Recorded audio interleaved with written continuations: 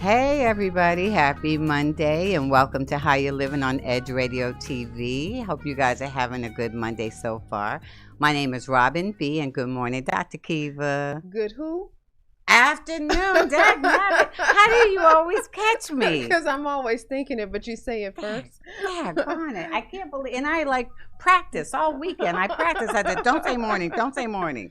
Well, and I said it anyway. Peace and blessings, sister. Mm-hmm. How was your weekend? It was good, just always working. Yeah. Did you watch any of the Super Bowl? Not really. I'm not much of a sports person. Oh, okay, because I was going to ask you who won. Well, I know that unfortunately Tom Brady won again. I'm going to make my son mad because he loves Tom Brady no matter what, even with the red hat and all that. But I wanted to see the halftime show at least, but the weekend, and I was really baffled. I was surprised they only had the weekend because I think, and I say I'm not, weekend's okay with me, but I don't really watch sports. But I'm sure that a huge demographic of the Super Bowl audience, they're not into the weekend. I know, he's not even American.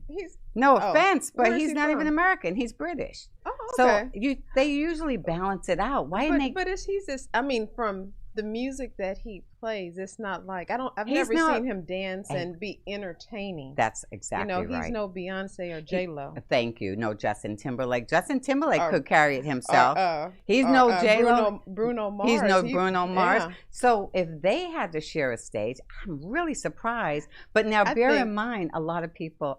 I think they should have had Megan Thee Stallion. Of course they should have had Megan. She has other songs, Body, which is very catchy. I would have definitely watched it. I'm a Megan fan. You know it, you and Jeff. I'm like, I love her. I said, yeah, but he's like, no, she's very talented. I'm like, she is she seems like really? Just a fun, sweet girl. I bet you she is fun. I bet you and she everyone is fun. who went to school with her that you talked to, they're like, no, she was always trying to beat and rap and dance and she's beautiful. She really I know. is. And she's a Houstonian. She's just a Houston girl through and through. Yeah, so I'm 100% supportive. I think what happened. Well, I know last year a lot of people boycotted it. I don't know if you remember that. So they're still kind of boycotting it because of the kneeling situation, because of Kaepernick. Yeah, but the weekend. I know, girl. Oh, you're talking about celebrity or performers? Performers, yeah. So a lot of performers, their fans were kind of saying, hey, you need to boycott.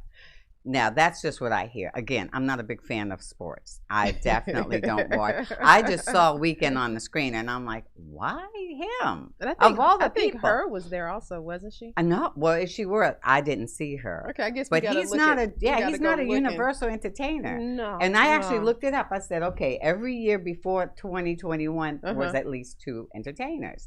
So I was very surprised, to be honest. I really was. I know, right? Girl. So other than that, how was your weekend? It seemed like it was busy too. I don't remember. I never took a break yesterday. I never took a breath from the minute I woke up until the minute I went to bed at 11:30, maybe midnight. And that's a terror. I blame myself. That's not necessary. No. It's that nervous energy I have. Self-care. Yep, self-care. I am tripping. I really am. I have to work on that. I really do. But in the interest, or I should say in honor of Black History Month, this came in the mail. Okay, so you got that in the mail. Yeah, this came in the mail, and I'm glad it did because I knew something about they call it the Sugarland 95. Yeah, from the prison system. Yes, and we won't call them criminals. We will call them prisoners. Right. Because a lot of them weren't criminals. You know what I'm saying? Yeah. So this book, I was very impressed that Fort Bend ISD, even though if it weren't for Fort Bend ISD, we wouldn't even know about them. Well, I mean, for those that don't know, what's the story? So what had happened was, Fort Bend ISD, as we all know, has a lot of money. So they were building this technical center. Okay. Beautiful, amazing. And we're talking year? This was 2018. Okay. So when they started to break ground, 2018, one of the construction workers unearthed a body. And when the more they looked, the more they found out that there was some history behind that body. It was really a burial ground for the prisoners of the Sugar Land prison system. Mm-hmm. And so what they started doing, they found 95 bodies unidentified, and they committed. Now, interestingly, the people who are committed to finding out who they are, who are checking their DNA to give them an identity, is the University of Connecticut. They went past Baylor, past Rice. They must have some kind of database. Maybe, but we have a lot of money. You would think that in conjunction with us, but the only entity I saw was University of Connecticut. Because you know how some universities, they have a whole database that they've been studying for years and years and years, and they can do more DNA matching. Right. I need to find out. And there's just one small excerpt I'd like to read on here, okay? Because to me it was very poignant. So the prisoners, did they vary in age? Now, see, I wish I was trying to find that, because I recall that they may have been as young as 15. I feel like I remember hearing and then maybe very old. And the saddest thing is that they were really just grabbed up to extend slavery. So was it working for Imperial Sugar? Yes, ma'am. Okay. Yes, it's now called Imperial Sugar, but it wasn't called Imperial Sugar then. But it basically was a sugar plantation. You're absolutely right. And a lot of them, I'll just read a little tiny excerpt, but this is very interesting. You might have it since you live in Fort Bend. Right. And it's been sitting on my desk. I said, let me pick this up and see what it's about. So they considered it a new form of slavery. It says convict labor was used to rebuild the Southern economy. Convict labor was even used to quarry and granite used. Convict labor was used to build Texas Capitol in Austin. And you probably know that. We're not surprised at that. Right. And I won't do a whole bunch, but this little part I thought was interesting. Although there were only 30% of Texas population, Black people made up 50 to 60% of the prison population. And this was least for no, not I'm like, whatever's right. The more we change, the more we stay the same. Right. You're absolutely right. And there's a lot on this, but it says it was not uncommon for Black men to be arrested for minor crimes and then given overinflated sentences, even called vagrancy. So if they were homeless, they were convicted of vagrancy and then put to prison and then put to work.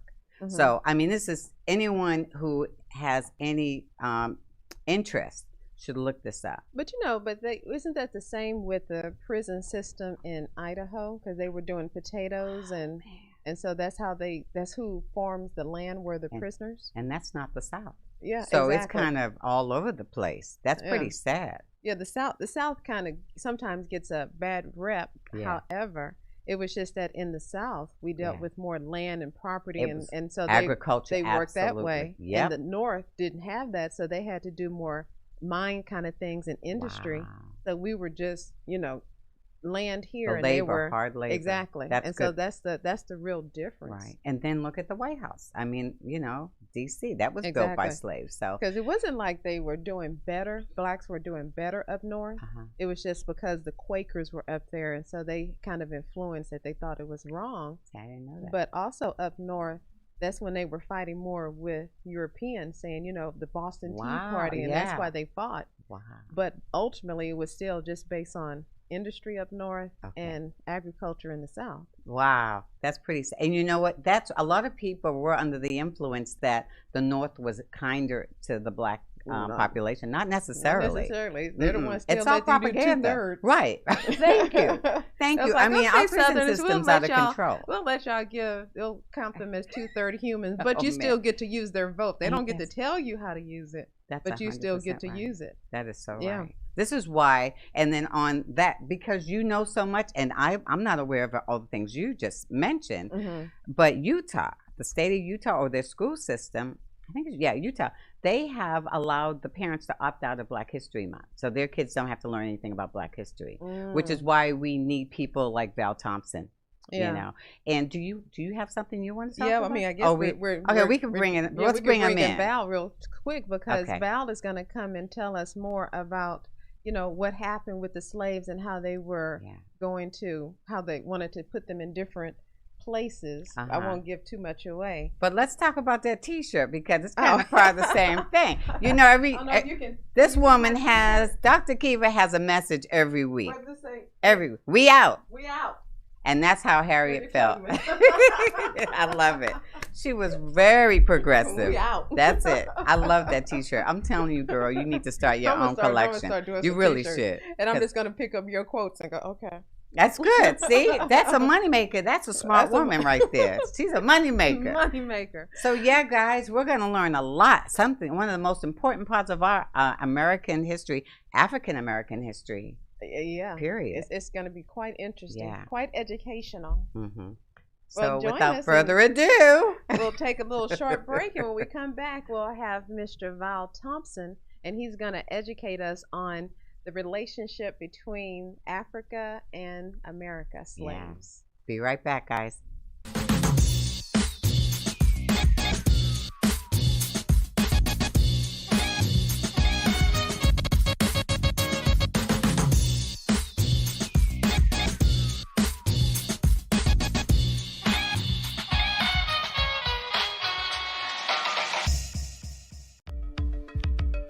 Are you a small business owner concerned about the downturn in the economy? Top business leaders like Mattress Mac and Warren Buffett will tell you that now is the time to promote your business more than ever. People need your services. Your business needs an edge. Learn about special advertising packages for small businesses right here on Edge Radio. Find out more, give us a call at 281-744-0446. That's 281-744-0446. Edge, because truth still matters.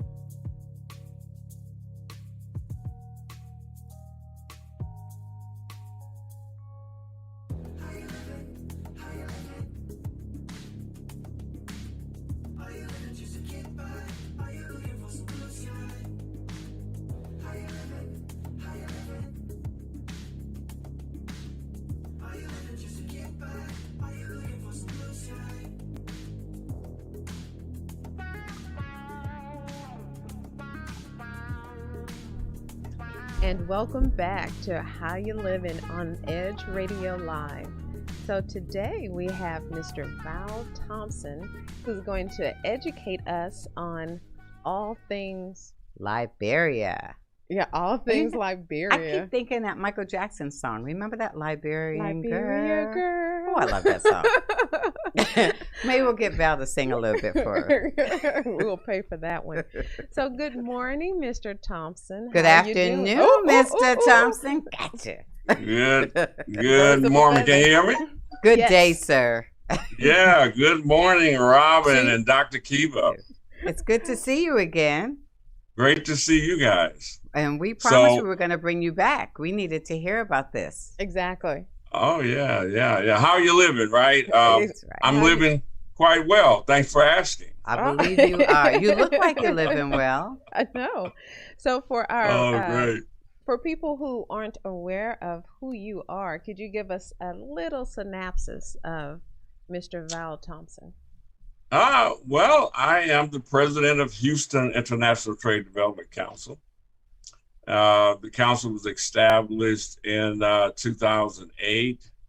We have traveled, I don't want to say all over the world. When people say all over the world, nobody's been all over the world, but we've been to East Asian countries. We've been to Central and South American countries on travels, trade missions, and Africa. A lot of countries, and I've been to 12 countries in Africa.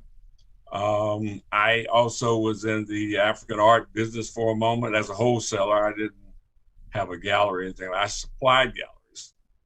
And so we only have a little time, so that's probably, it would take a couple of weeks to tell you too much more about me. But the reason I'm here is probably because I'm president of Houston International Trade Development Council, and we organize trips to Africa. Nice. And so your next trip is going to be to Liberia? Monrovia? To Liberia, the Republic of Liberia. Okay, so we would love to hear the story, because you're the first person who ever introduced the story of Liberia to me. And there's still a lot I don't know. So how did the country of Liberia become?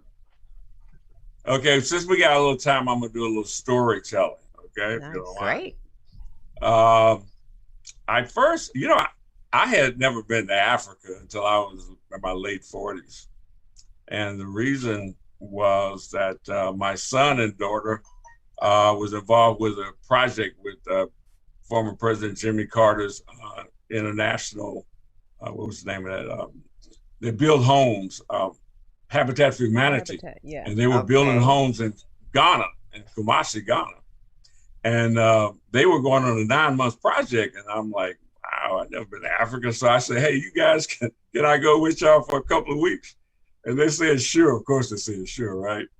And so we traveled to Ghana. And I'm telling you, the moment I got off the plane, I was in a trance. It was a spiritual visit. I just fell in love with the continent. And so then I decided I said, I got to do some business here, something. And I didn't want to get involved in all the political things that you would have to if you got in some of those heavy industries like oil and gas or something. So I looked around and I saw the art. I'm like, okay, I can do the art. All you got to do is buy it off the street from these street vendors, bring it home and sell it. So I started shipping container loads from West Africa, which Ghana is a regional art center. But while I was there, spending time with my family, I asked my son, I said, this is a spiritual visit, man. I got to get back to Africa. How come African Americans haven't found a place to call, if not their own, at least a partnership with the government, right? So my son said, well, it's been done. Now here I am, nearly 50, and didn't know this. Like, I would say 90% of our African-American population probably don't know the history of the Republic of Liberia and how it was established. And so I what? Are you serious? So I did my research. Yes, I did my research on the continent and found out that the Republic of Liberia was founded by freed African-American slaves. So, of course, my interests were piqued, and I decided to visit Liberia in 2005. They were just coming out of a civil war. There were 15,000 UN peacekeepers there. There was the wedge between the conflict between Sierra Leone, Cote d'Ivoire, and Liberia. It was a bad time for the country at the time. Oh, I see you showing the flag, and if you'll notice, that flag represents the United States flag. It looks like the United States flag, and I'm sure they chose it for that reason. Right. You know what? Stars and Stripes forever, right? I'm thinking they put that one star with the intention of adding to it. Exactly. And that was the intention of being a Lone Star State of Africa. Mm-hmm. There might be some intentions there. I don't particularly know if that was there. But anyway, I visited Liberia and just fell in love with the history. The history is amazing. We don't even have enough time to really get into the history, but we can skirt the edges of it and find out the most important things about it. It was a very exciting. But I started buying art there. I started getting involved with some of the people, built relationships there. And of course, I've organized several trade missions. I've probably been to Liberia 15 times, just to guess a number. So is it very industrialized? It was right coming out of the Civil War. It was destroyed at the time. The first trip I made it, but they're coming around. They're rebuilding. But it opens a real opportunity for business. The countries that offer the best opportunities, for small business and African Americans are those who are undeveloped. And Liberia at one time, though, which in the late 1800s and early 1900s, was considered the pearl of Africa. So it was the first, it was developed. It was the first country that had been liberated. It was the first republic of Africa. And it was declared a republic in 1847. This is when they got their so-called independence. Now, some would say that the Republic of Liberia has never been a colony, but in some ways it has. So but it's considered. When the slaves went to. I'm sorry. So when the slaves left America, and they went to Liberia, didn't they also make some of the locals work for them? Didn't they end up becoming like almost servants for the Americans that were there? The slaves. Yeah, that was the original intent. If now there's several perspectives, right? The original intent for the American government, for example, was to create a colony. However, secretly, between the first settlers, which 88 African Americans, along with a naval ship of the U.S., went to Liberia. Now, the intent, the government's intent was to create a colony, right, where they could have the same as the Brits and everybody else had colonies and the French. But there was secretly between President James Monroe and the settlers was to go to West Africa and create an opportunity for African Americans to have a state in Africa. That was secret because, as you know, most of Congress and most of the Southerners wasn't subscribing to that idea because they're talking about losing their labor if all the African Americans go back to Africa. So it was a secret idea between the President of the United States, and then he was rewarded with being honored the name of the capital city. That's where the capital city named Monrovia comes from, the President James Monroe. So how were they chosen? Did all of these founders of Liberia come from different parts of the U.S.? Mostly northern states. It had to be because we're talking about 1820. Because they were freed slaves. Is that why? They were free slaves and probably some runaways, that sort of thing. But they traveled from New York, and their first stop really wasn't Liberia. It was the country of Sierra Leone. But there was, Sierra didn't really suit what they wanted to do, so they traveled a little south and landed in Liberia on the island, Providence Island, where they first landed. But they went there as slaves, basically. Not slaves, they went there as laborers, but they would have been slavery right on, to help create this American colony. That's the real truth behind the intent of the first visit. But the settlers, they all knew that this was an opportunity to create a republic that freed slaves or runaways or whatever you want to could come to Liberia and establish their own citizenry in that country. So how? Well, I think the locals, they didn't like that necessarily if they were working for the I don't know what you former slaves. Former slaves. So wasn't there a rebellion against it, or after a while they was like, hey?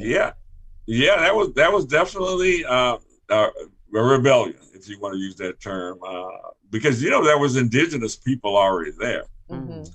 However, it wasn't a republic, it wasn't a country or anything like that, but there was indigenous.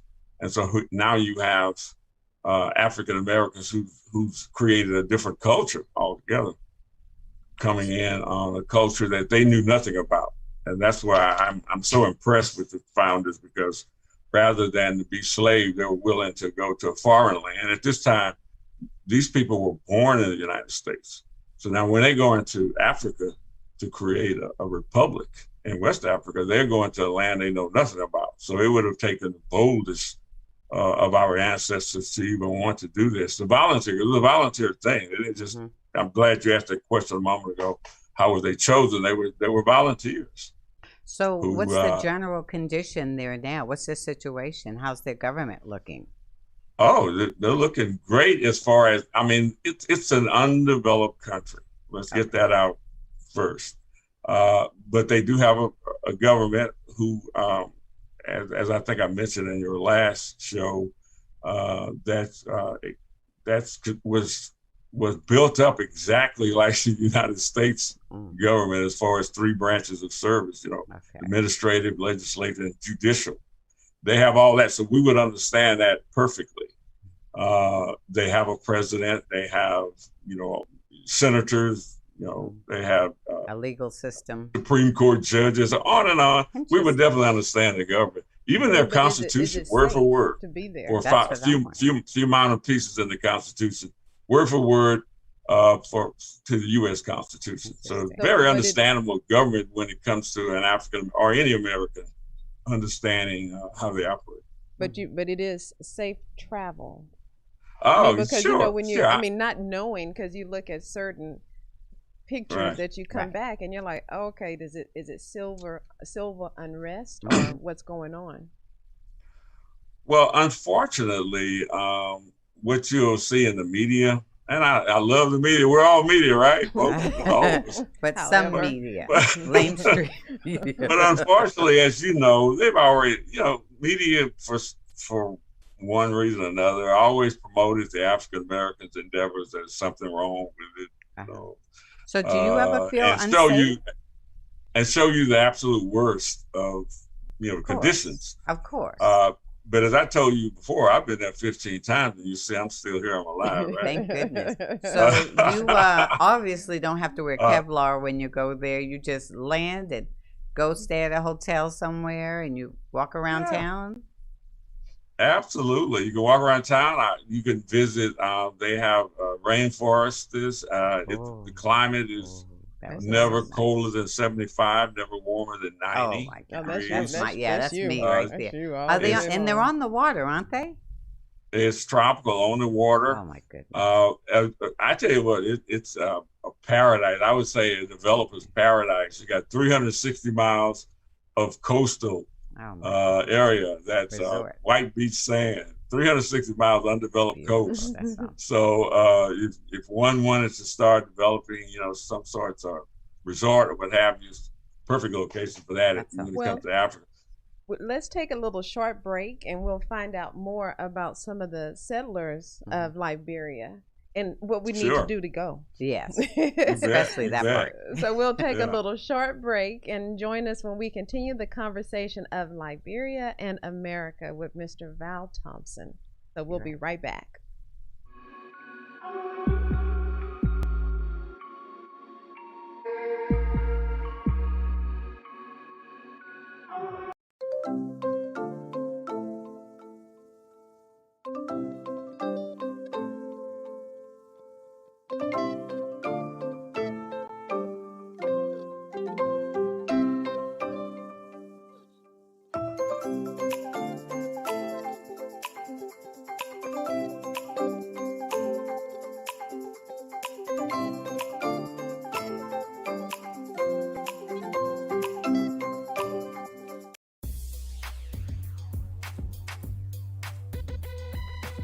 The Natural Nation Network is really about taking control of your health physically, spiritually, emotionally, even intellectually, because there's so much out there in misinformation. There's a lot of people now that are suffering from all sorts of diseases that they really wouldn't have to suffer for if they had better information.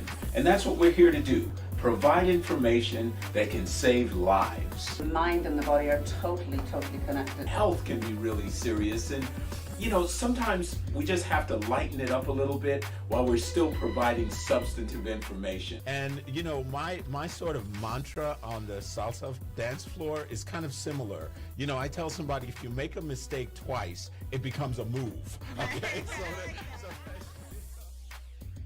Tune into Natural Nation every Tuesday at 11 a.m.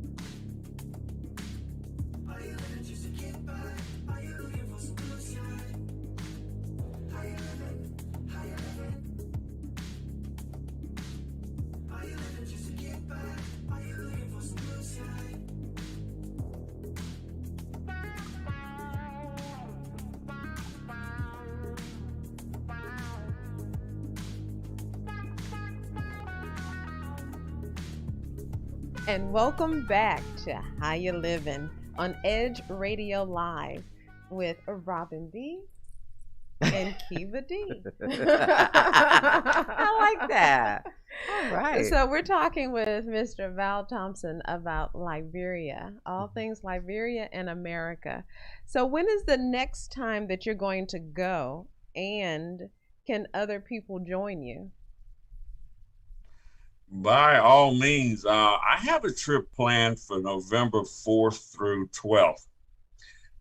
That's considering post-corona, right? And you know, the way we're taking these shots now, I think by that time we'll have that down. Then we also have to look at, you know, see what the conditions are in the Republic of Liberia. Let's hope that both are doing well as far as you know, beating the coronavirus, and then we can travel. Hey, when you go, yeah, do you have to take the malaria shot also? Don't you have to do malaria? Yeah, that sounds right. Yeah, you have to. Yeah, you have to. Well, malaria doesn't come in a shot form. You take pills for that. Okay. But there's one for yellow fever. A yellow that fever. You'll have to take. Going to any West African country. Do you have to take them every trip, or is it? No, it's a 10-year shot.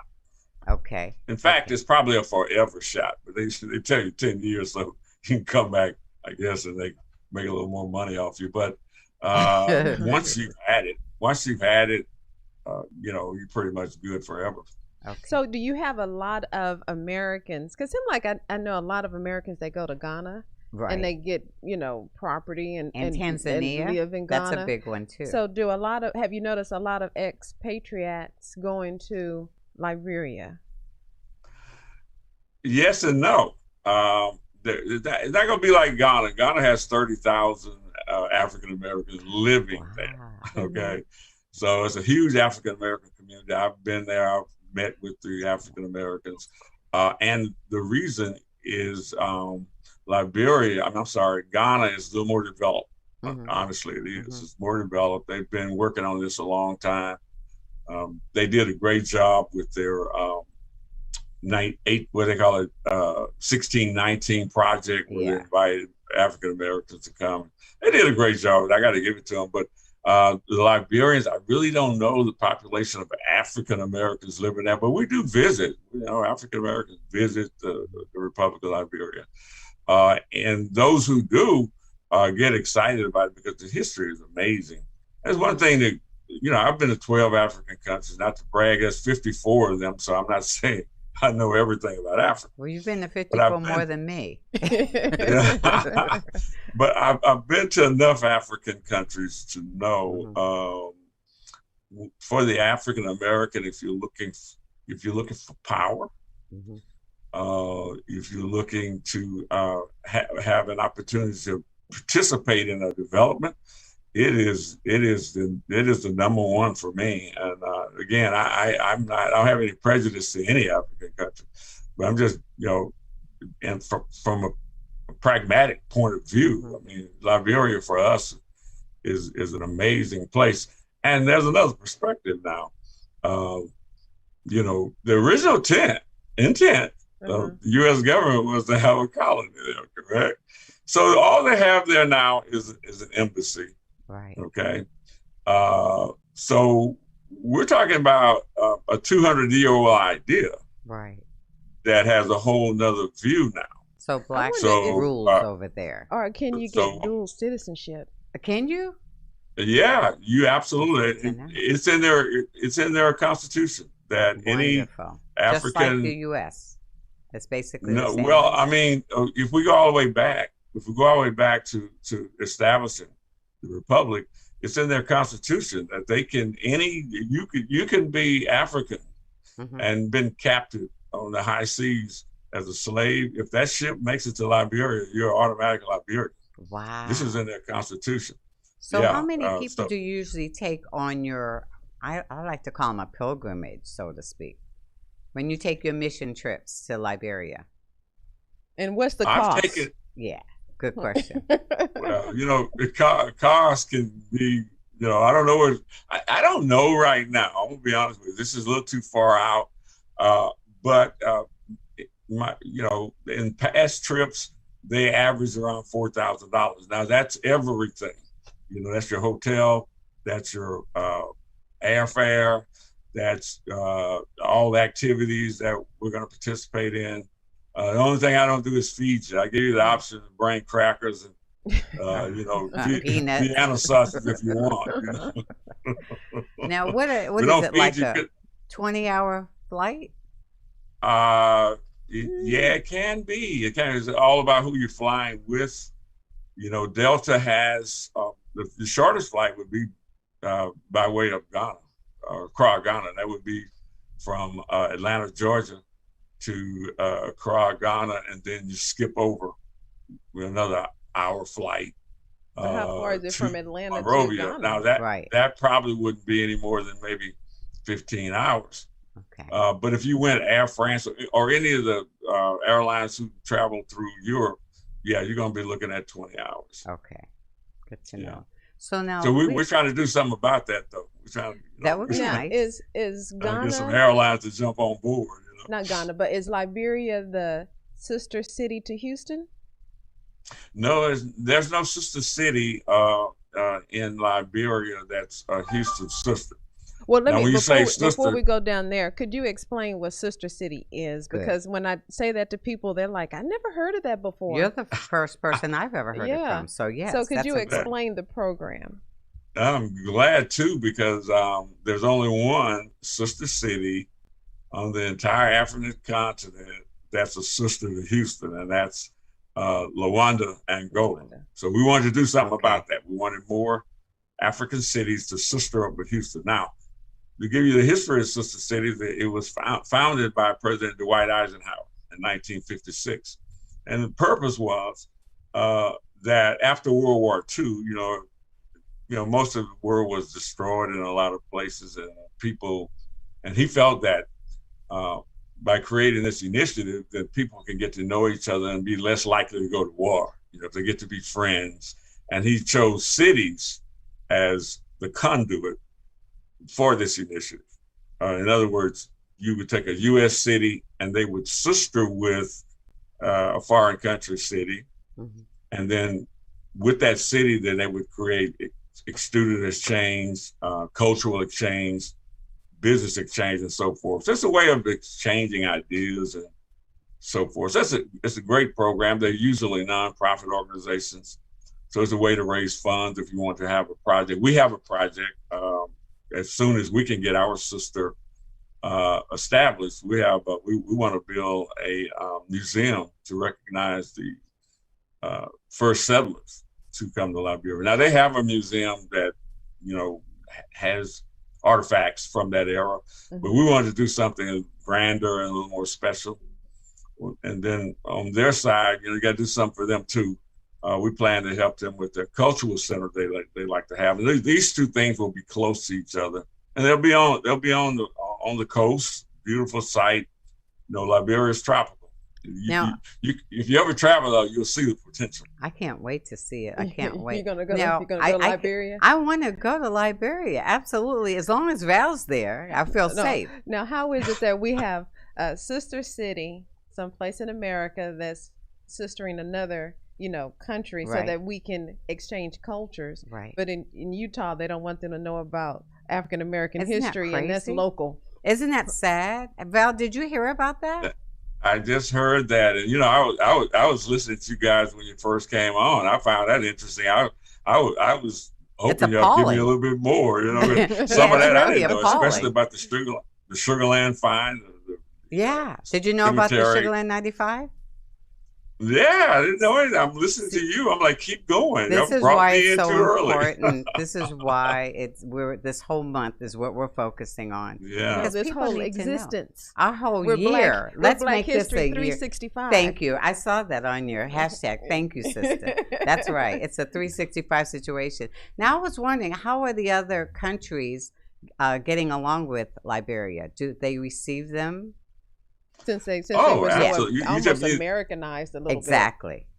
bit. It is Americanized. Like, for example, you don't see the the yellow and gold and black and all that African design clothes and all that. You really don't see that in Liberia. You see it, but it's not, it's not part of their culture. They're very Americanized, and they get along very well with the other African countries, mainly because they understand the relationship between the U.S. and Liberia. You're not going to hear anybody taking over Liberia. And that's the beauty for us. That's what's wonderful for us. So what about language? Here's the thing, language and religion. And so did they bring also Christianity, or are they still using like African spiritual traditional religion? Good question. No. They're Christians. They are. The first Presbyterian, I had his name, and I slipped my mind. Back in 1820, the first Presbyterian black pastor went over there and started that church, and the Catholics are there. Also, the Muslims are there, but it's probably, I would say, it's 75% Christian. And again, the English, the language, the official language is the English. They also speak an African language called Twi that you will hear in Ghana or Nigeria. Twi. But the official language is English, and you're going to hear That's English. Good. So you could travel there and be able to communicate and not be really concerned about communication. Right.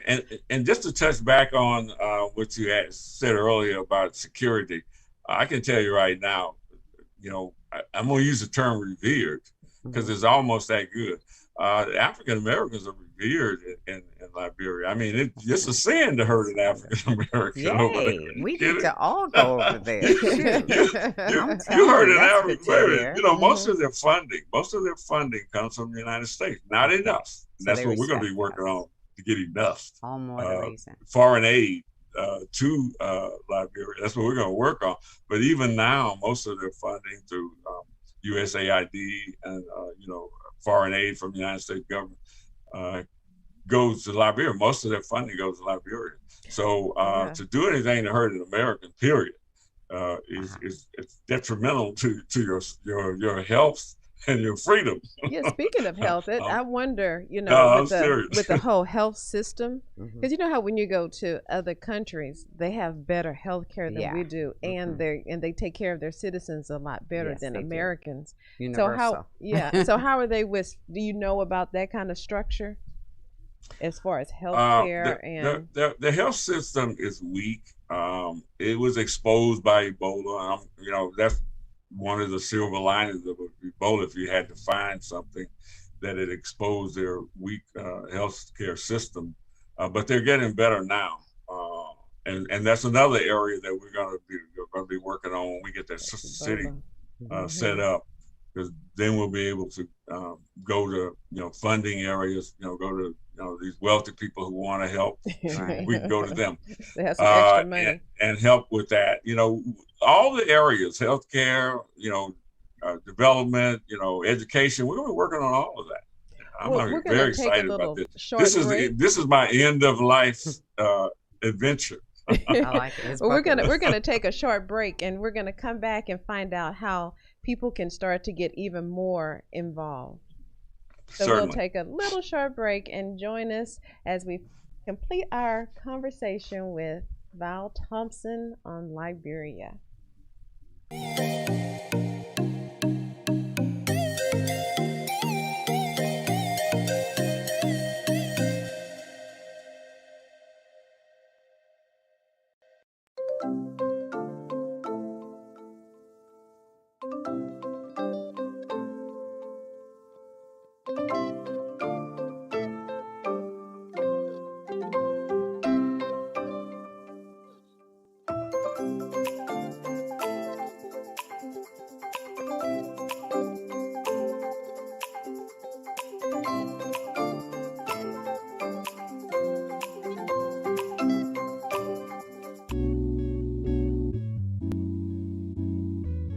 Tired of not getting what you want in bed?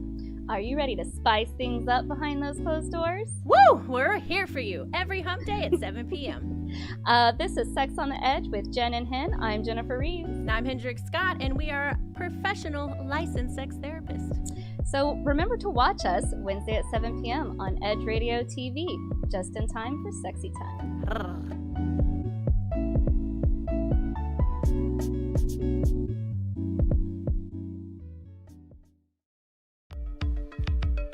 Are you a small business owner concerned about the downturn in the economy? Top business leaders like Mattress Mac and Warren Buffett will tell you that now is the time to promote your business more than ever. People need your services. Your business needs an edge. Learn about special advertising packages for small businesses right here on Edge Radio.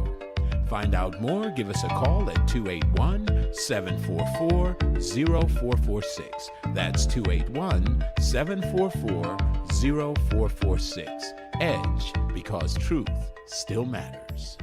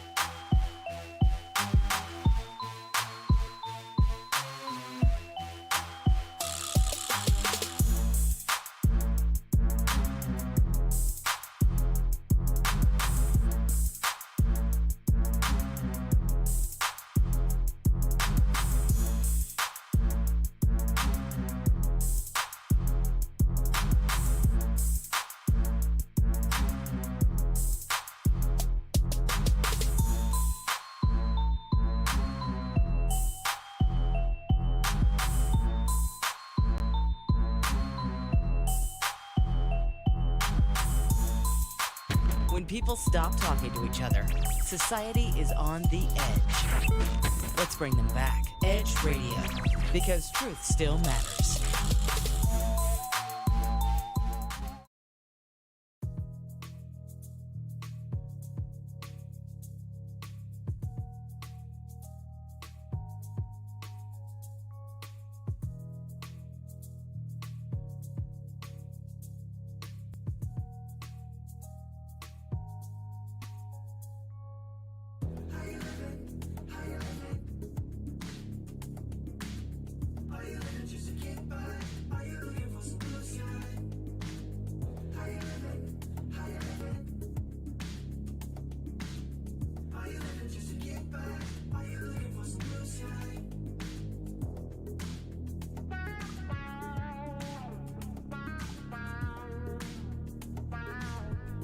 And we are back with Mr. Val Thompson, who's educating us on the relationship with Liberia and the U.S. And Val, I actually have a customer. I have a viewer question for you. Are you ready for it? I'm ready. I'm sure you can answer it. And the question is, where do you see business opportunities in Africa over the next 10 years? Seeing that other countries like China and India are doing a lot of business with Africa? Oh, great question. The opportunities are abound. I mean, what I would like to ask the person that gave the question is, what are you doing? I mean, what would you like to see? I mean, because Liberia, if we're talking about Liberia, it's undeveloped and the opportunities are all over the place. I mean, I was wondering, are we allowed to buy property there? I would figure land is affordable for American citizens. Yeah, that wouldn't be bad. Yeah. Right. You could be you could, but I would lease. Okay? Oh. Yeah, because isn't it the African tradition?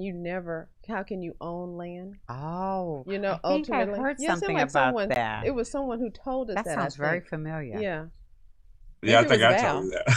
Oh, maybe he's the one who told us. Okay, so see, she's listening. I think I told you.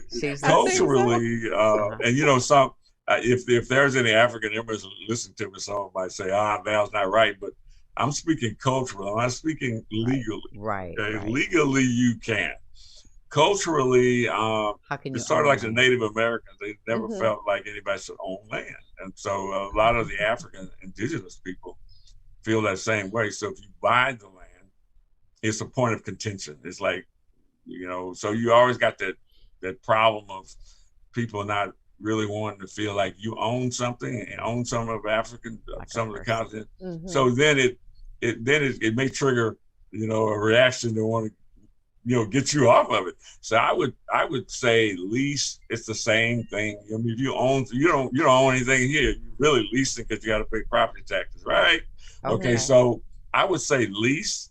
They'll give you a 9,900-year lease all day long. Okay.